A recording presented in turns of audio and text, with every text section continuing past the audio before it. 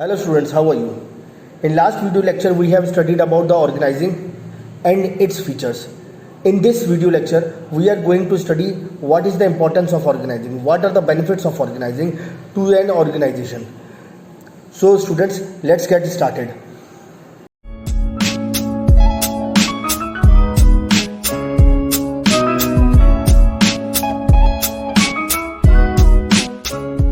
First, let us revise what is organizing. Organizing can be defined as identifying and grouping the activities in the organization and bring all together resources to accomplish the desired goal. हमने organising में last video lecture में आपको clearly बताया था कि सारी जितनी भी रिसोर्सेज होती हैं उन्हें एक जगह एक्युमुलेट कर दिया जाता है, फिर और सारे वर्क को छोटे छोटे टुकड़ों में बांट दिया जाता है और छोटे छोटे टुकड़ों में बांट दिया जाता है तो वो इजीली काम हो जाता है और हमारा डिज़ायर्ड गोल हमारा डिज़ायर्ड गोल है वह प्रॉफिट हमें इजीली अचीव हो जाता है. ऑर्गेनाइजिंग एक गोल ओरिएंटेड प्रोसेस है, कंटिन्यूस प्रोसेस है, परवेसिव प्रोसेस है. It is performed at each and every level of the management. So उसकी बहुत इंपॉर्टेंस है ऑर्गेनाइजेशन में. किसी के भी काम करने में ऑर्गेनाइजिंग का एक बहुत महत्वपूर्ण रोल है. The need and importance of the organizing can be understood from the following points. अब मेन इंपॉर्टेंस क्या है ऑर्गेनाइजिंग की? ऑर्गेनाइजिंग हमारी फॉर्म के लिए इम्पॉर्टेंट क्यों है? It is an important function of management क्यों है? First, benefits of specialization. सारी रिसोर्सेज को हम सारी रिसोर्सेज को हम एक जगह एक्युमुलेट करते हैं. रिसोर्सेज में आपकी ह्यूमन रिसोर्सेज भी आ जाती है, लैंड, लेबर, कैपिटल, एंटरप्रेन्योर सब आ जाते हैं. पर इसमें बेनिफिट्स ऑफ स्पेशलाइजेशन, अब जो वर्क होता है हम उसी जो वर्क अलॉट करते हैं वो पर्सन के अकॉर्डिंग टू स्किल और कॉम्पिटेंस के अकॉर्डिंग करते हैं. कोई भी काम अगर हम जो वर्क है वो हम अलॉट करेंगे, किसी एम्प्लॉय को अलॉट करेंगे तो उसके स्किल और कॉम्पिटेंस के अकॉर्डिंग ही करेंगे ताकि जिस काम में वो दक्ष है वही काम उसको दिया जाएगा. मैंने आपको अगर एक फिजिक्स वाले टीचर से कहा जाए कि आप अकाउंट्स पढ़ा दो तो क्या वो पढ़ा लेगा? नहीं. अगर आपको अकाउंट्स वाले से कहा जाए फिजिक्स पढ़ा लो तो नहीं. तो जिसमें जो बंदा स्पेशलाइज्ड है, जो बंदा पढ़ा सकता है या काम कर सकता है, उसको वही काम अलॉट किया जाएगा. जब उसको वही काम अलॉट किया जाएगा तभी वो बेटर रिजल्ट देगा और हमारे जो ऑर्गेनाइजेशन का डिज़ायर्ड गोल वो अचीव हो सकेगा. Clarity in working relationships. अब क्लैरिटी क्या होता है? क्लैरिटी, साफ, पारदर्शिता. जब वर्क अलॉट किया जाता है तो सुपीरियर और सबऑर्डिनेट में जो वर्क अलॉट किया जाता है, सारा वर्क हमने अलॉट कर दिया, उसको टुकड़ों में बांट दिया. एक तरीके का काम जब हमने हर ग्रुप करके दे दिया तो हर बंदे को मालूम होता है कि किससे उससे ड्यूटी मिल रही है और किसको उसने वो काम पूरा करके जवाब देना. तो in organising there is clarity in working relationships.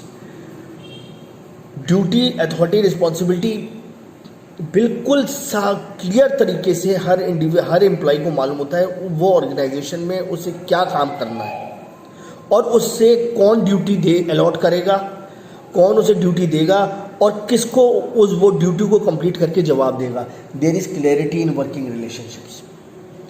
Third point आ जाता है अडेप्शन टू चेंज. जहाँ चेंज की बात आए वहाँ आंखें बंद करके बच्चों बिजनेस एनवायरनमेंट लगाना.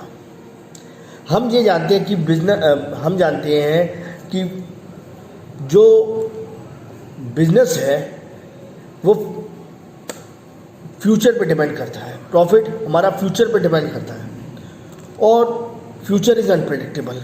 हम जो काम भी करते हैं उसका रिजल्ट जो आता है वो फ्यूचर में आता है, भविष्य में आता है और फ्यूचर अनप्रेडिक्टेबल है. और हम ये भी जानते हैं कि बिजनेस एनवायरनमेंट एक ऐसी चीज़ है, ऐसी सर्कमस्टेंसेस पैदा हो जाती हैं जो आउटसाइड द बिजनेसमैन के कंट्रोल से आउटसाइड में होती है, पर उसका डीम इम्पैक्ट बिजनेस में होता है. तो ऑर्गेनाइजिंग होती है वो इस तरीके से प्लान आउट की जाती है. प्लानिंग के टाइम ही हमें इस तरीके से सेट किया जाता है कि हमें चीज़ें अगर एनवायरनमेंट चेंज होता है तो हम हमने चीज़ों को ऑर्गेनाइज किया है वो उसमें थोड़ी सी हम मॉडिफिकेशन कर सकते हैं ताकि अडेप्ट कर, हम न्यू बिजनेस एनवायरनमेंट को अडेप्ट कर सकें, जो उस टाइम सिचुएशन चेंज हो रही है उसे हम अडेप्ट कर सकें। उसके बाद आता है इफेक्टिव एडमिनिस्ट्रेशन। क्लियर, इसमें क्या होता है, क्लियर इफेक्टिव एडमिनिस्ट्रेशन में ईच वर्कर को मालूम होता है उसकी क्या पोजीशन है ऑर्गेनाइजेशन में, उसे क्या काम करना है, उससे कौन कमांड करेगा और किसके लिए वो रिस्पॉन्सिबल रहेगा। उसकी क्लियर डिसीजन होता है जॉब और ड्यूटी से रिलेटेड, उसको उसकी ड्यूटीज बिल्कुल क्लियर दे दी जाती है कि you have to do this और ये कंप्लीट करके मुझे आप रिपोर्ट करेंगे। समझ में आया आपका effective administration? Clear decision, clear description of job, उसको वर्कर को, ईच एंड एवरी वर्कर को मालूम होता है कि उस ऑर्गेनाइजेशन में उसने वो किस चीज़ के लिए रखा गया है, उसने क्या काम करना है और उसने किसको रिपोर्ट करना है। That is effective administration. फिर डेवलपमेंट ऑफ पर्सन, जब एक बंदे को ड्यूटी अलॉट कर दी जाती है कि आपने इस तरीके, एक पर्टिकुलर काइंड ऑफ वर्क ही आपने करना है और कंप्लीट करके आपने हमारा डिजायर्ड गोल प्रॉफिट हमें अचीव कराना है, तो इस पोजीशन में क्या होता है, बंदा अपनी तरफ से भी अपने इनोवेटिव आइडियाज़ भी यूज़ करता है और अपनी क्रिएटिविटी का भी यूज़ करता है ताकि वो वर्क को कंप्लीट कर सके और ऑर्गेनाइजेशन का जो मेन एम है वो अचीव हो सके। तो इसमें वो अपनी क्रिएटिविटी, अपने इनोवेटिव आइडियाज़ भी यूज़ करता है। इससे उसकी जो पर्सनैलिटी होती है वो डेवलप करती है, उसको राइट दिया जाता है कि तुम अपनी क्रिएटिविटी यूज़ कर सकते हो, तुम्हें काम पूरा करके देना है और हमें डिजायर्ड गोल, हमारा प्रॉफिट हमें अचीव हो सके।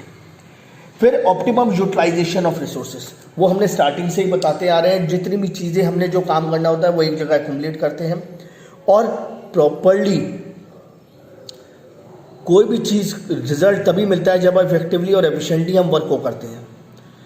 और ऑप्टिमम यूटिलाइजेशन ऑफ रिसोर्सेज, जो हमारी रिसोर्सेज अवेलेबल होती है इसके अगर हम प्रॉपरली यूज़ करेंगे तभी हमारा डिज़ायर्ड गोल अचीव हो सकेगा। और ऑर्गेनाइजिंग, अगर प्रॉपर ऑर्गेनाइजिंग होगी, डेलीगेशन ऑफ अथॉरिटी प्रॉपर होगी, हर व्यक्ति को मालूम होगा कि उसने क्या चीज़ कैसे करनी है और क्या चीज़ करनी है उसे, तो वो सिर्फ उसी काम पे कंसंट्रेट करेगा। जब वो रेपिटेडली एक ही काम पे कंसंट्रेट करेगा तो जो रिसोर्सेज हैं वो ऑप्टिमम, वो रिसोर्सेज हैं इफेक्टिवली यूज्ड होंगे और रिजल्ट भी अच्छा निकलेगा। That is optimum utilization of resources. अब आपको क्लियर है यहाँ से? Organizing can be defined as identifying and grouping different activities in the organization and bring all together resources to a complete. सारी रिसोर्सेज को एक जगह इकट्ठा करना, फिर जितना भी वर्क है उन्हें एक तरीके के वर्क को छोटे छोटे टुकड़ों में बांट देना और ताकि वर्क इजली, ताकि काम पूरा इजली हो सके और हमारा डिजायर्ड गोल, हमें प्रॉफिट अचीव हो सके। Main benefits of organization are benefits of specialization. यहाँ जो भी वर्कर रखा जाता है वो अकॉर्डिंग टू देयर स्किल और कॉम्पिटेंस के अकॉर्डिंग रखा जाता है। वर्क उसको वही अलॉट किया जाता है जिसमें वो दक्ष हो, जो काम करने में वो माहिर हो। क्लैरिटी इन वर्किंग रिलेशनशिप्स, यहाँ पर क्लैरिटी इन वर्किंग रिलेशन, जब वर्कर को एक एक चीज़ मालूम रहती है कि उसे कौन कमांड करेगा और किसको उसने जवाब देना है, किसको काम कंप्लीट करके उसने रिपोर्ट करनी है। Therefore there is clarity in working relationships among the organization. फिर अडेप्शन टू चेंज, जहाँ पर चेंज की बात है वहाँ बिजनेस एनवायरनमेंट लगा दीजिए। अब बिजनेस, यहाँ पर बिजनेस, हम जानते हैं कि बिजनेस एनवायरनमेंट कंटिन्यूस चेंज होता रहता है। जब प्लानिंग बनाते हैं तो हम बिजनेस एनवायरनमेंट को भी ध्यान रख के पूरी चीज़ को मैनेज करते हैं, रिसोर्सेज को मैनेज करते हैं, और ताकि हमारी, जब हम वर्क करेंगे, ऑर्गेनाइज करेंगे, काम करेंगे, अगर कोई एनवायरनमेंट चेंज होता है तो हम उस एनवायरनमेंट को ईजिली अडेप्ट, हमारे पास रिसोर्सेज अवेलेबल होनी चाहिए ताकि हम उस एटमॉस्फेयर को ईजिली अडेप्ट कर सकें। फिर इफेक्टिव एडमिनिस्ट्रेशन, हर वर्कर को क्लियर डिस्क्रिप्शन ऑफ जॉब और ड्यूटीज़ अलॉट होती है। उनको मालूम होता है उनको क्या करना है, कैसे करना है, कब करना है और किसको रिपोर्ट करनी है, कौन उन्हें कमांड करेगा। That is effective administration. फिर डेवलपमेंट ऑफ पर्सनल, जब उसको राइट दिया जाता है काम करने का कि भैया काम करो और हमारे डिजायर्ड प्रॉफिट हमें अचीव करवाओ, हमारा टाइमली काम कंप्लीट कराओ, इफेक्टिवली और एफिशिएंटली हमारा काम करवाओ, ऑप्टिमम यूटिलाइजेशन ऑफ रिसोर्सेज के साथ कराओ, तो वो अपनी क्रिएटिविटी, उसको जब राइट दिया जाता है तो वो अपनी क्रिएटिविटी और अपने इनोवेटिव आइडियाज़ भी यूज़ करता है। वो प्राउड फील करता है कि हाँ, मुझे अगर मेरे बॉस ने मुझे काम करने के लिए कहा है तो मैं कंप्लीट करूं और अच्छी तरीके से करूं। दैट इज़ डेवलपमेंट ऑफ, इससे उसकी पर्सनैलिटी डेवलपमेंट होती है, development of personal. Optimum utilization of resources, organizing में जब सारा वर्क अलॉट होता है तो हर बंदे को सिर्फ वही काम दिया जाता है जिस काम में वो दक्ष हो। तो इससे कंटिन्यूस जिस काम में वो दक्ष होगा तो अगर इससे वो रिसोर्सेज और रॉ मटेरियल्स जो भी यूज़ करने वाली चीज़ें उन्हें प्रॉपर्ली यूज़ करेगा, वेस्टेज नहीं करेगा। इससे ऑप्टिमम यूटिलाइजेशन ऑफ रिसोर्सेज होगा और हमारा टारगेट जो है, डिजायर्ड गोल हमारा प्रॉफिट का है, वो हमें अचीव हो सकेगा। नेक्स्ट टॉपिक है हमारा ऑर्गेनाइजिंग प्रोसेस, वो हम नेक्स्ट वीडियो लेक्चर में पढ़ेंगे। Thank you.